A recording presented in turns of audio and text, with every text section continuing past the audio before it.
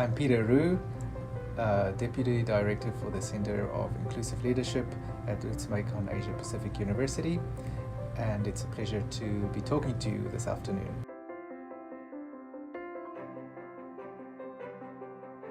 My goals as a Deputy Director of the CIL are to broadly look at how the CIL can support research and work in inclusion, of course, but definitely looking at how we can integrate and work together in the different departments at APU, different faculties, and really look at the idea of inclusion in practice and how we do that on a daily basis.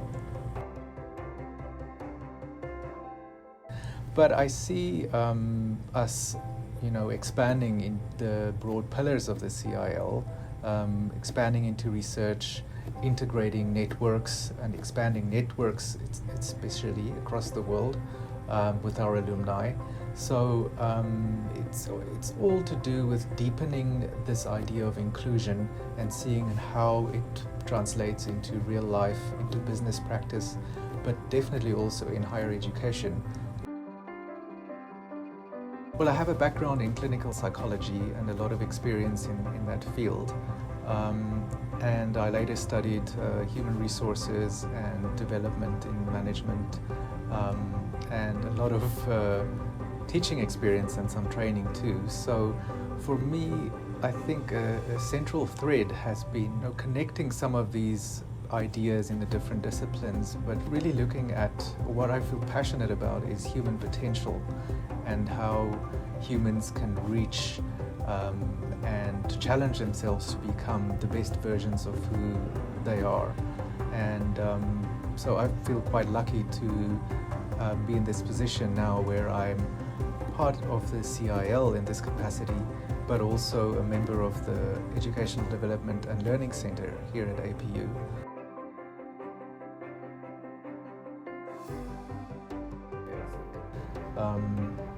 But I think inclusion is a training, or more of a mindset that everyone and anyone can develop.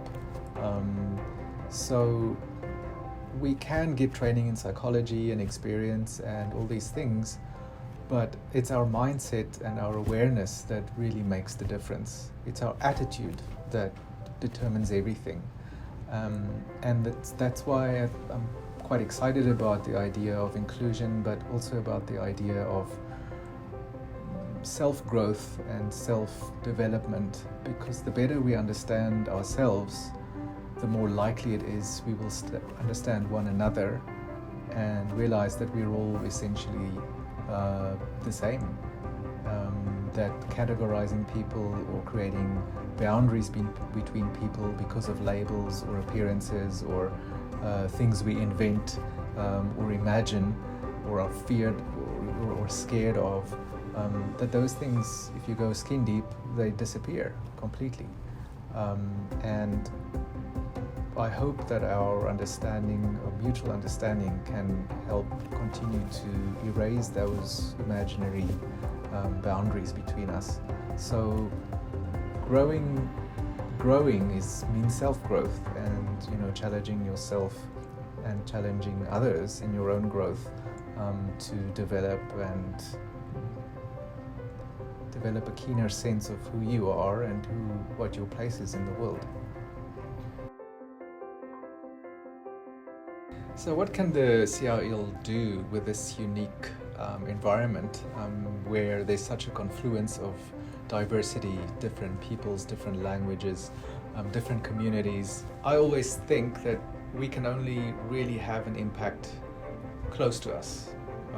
We might have big dreams and big goals, which is fine, but when it comes to action, we can influence only what is in our immediate environment. It's a question of exploring the diversity, of documenting it, of being surprised by it, of staying informed by it, of watching where it goes and having respect for it, and exploring what that respect means between different groups on campus, outside campus, within the community, with interactions with the community, and seeing where all these different points can meet up and create new potentials and possibilities.